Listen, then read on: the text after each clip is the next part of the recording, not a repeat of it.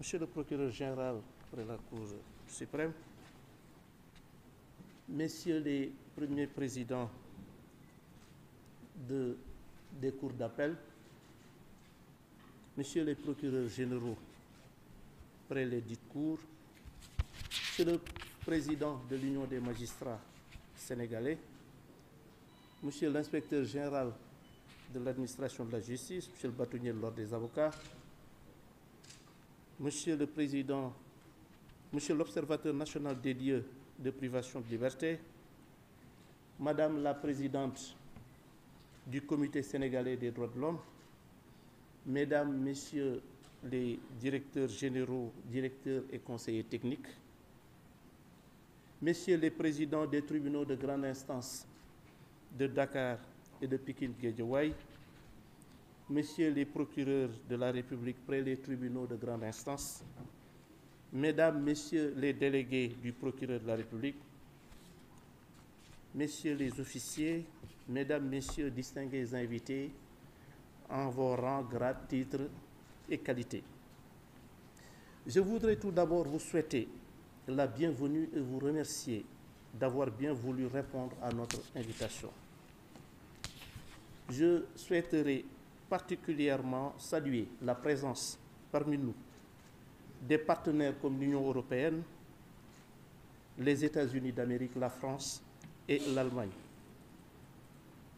des organisations de défense des droits de l'homme, des différents ordres professionnels,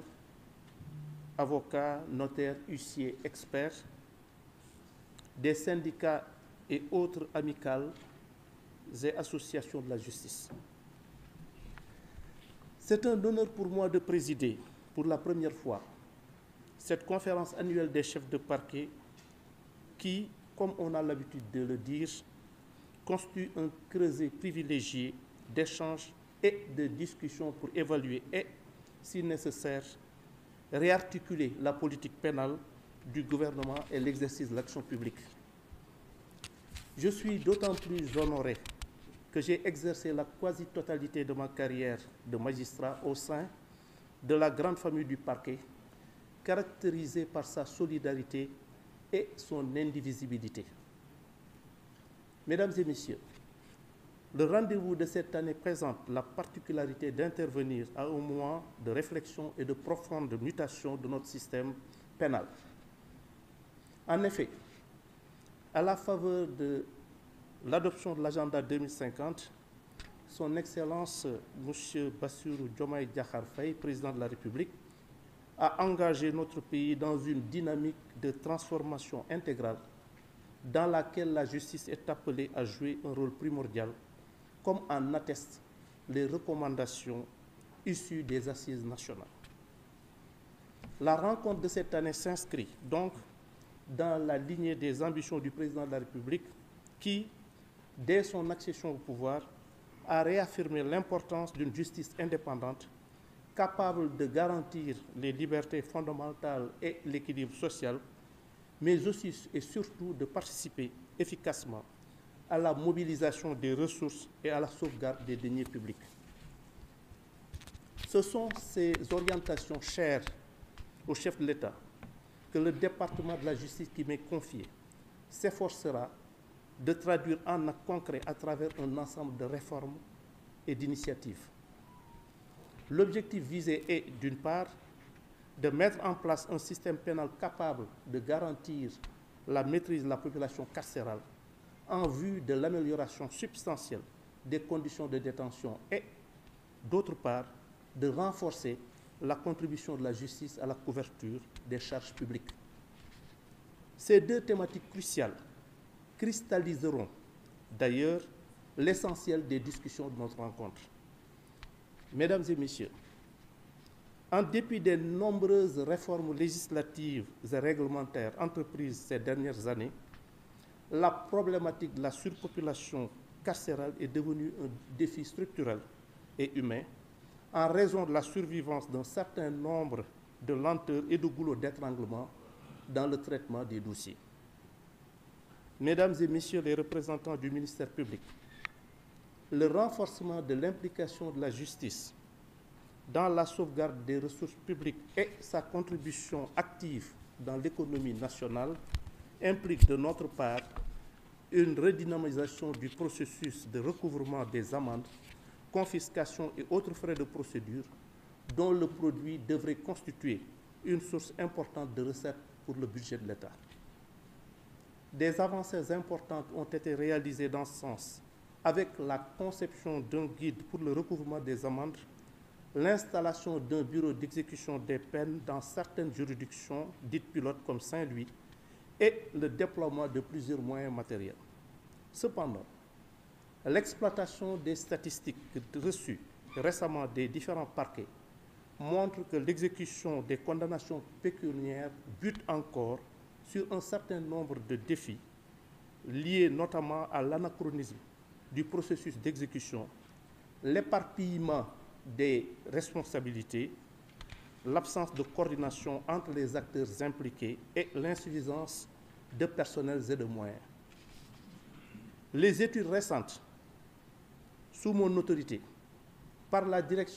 effectuées par la Direction des affaires criminelles et des grâces, révèlent en effet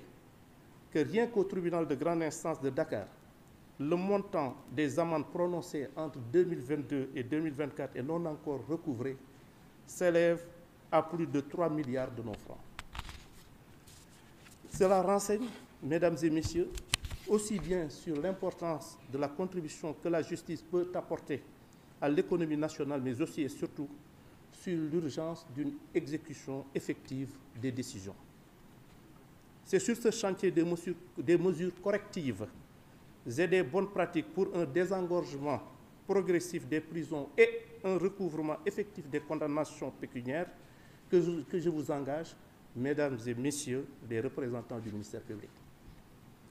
Je reconnais tout votre dévouement à la tâche et la qualité du travail que vous abattez quotidiennement, le plus souvent dans des conditions particulièrement difficiles. Il me semble toutefois important de partager avec vous certains défis tirés de l'analyse de quelques statistiques reçues des parquets et des cabinets d'instruction. L'implication du ministère public dans la mise en œuvre des modes d'aménagement des peines destinés à récompenser les efforts de resocialisation fournis par certains condamnés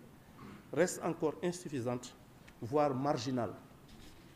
Les dossiers en attente de réquisitoire définitif dans les parquets, les lenteurs dans le traitement et la transmission des dossiers frappés d'appel, les retards constatés dans l'enrôlement et la mise en état des procédures continuent d'atténuer les performances que vous avez réalisées dans d'autres aspects de la justice pénale. Enfin, votre implication dans le suivi du bon fonctionnement des cabinets d'instruction en relation avec les autorités compétentes reste encore un défi majeur pour lutter efficacement contre les longues détentions préventives. Mesdames et messieurs, pour la prise en charge de ces défis, je voudrais vous réitérer ma disponibilité et mon engagement, ainsi que l'attention particulière que j'accorde à vos préoccupations et aux propositions pertinentes que vous ne manquerez pas de formuler dans le sens d'une maîtrise de la population carcérale et d'une exécution des sanctions pécuniaires. J'espère que d'ici la prochaine conférence, nous aurons franchi ensemble un cap important dans ces domaines. Sur ce, je déclare ouverte la conférence nationale des chefs de parquet portant sur les thèmes redynamisation des bureaux d'exécution des peines et réponse à la problématique de la surpopulation carcérale. Je vous remercie de votre aimable attention.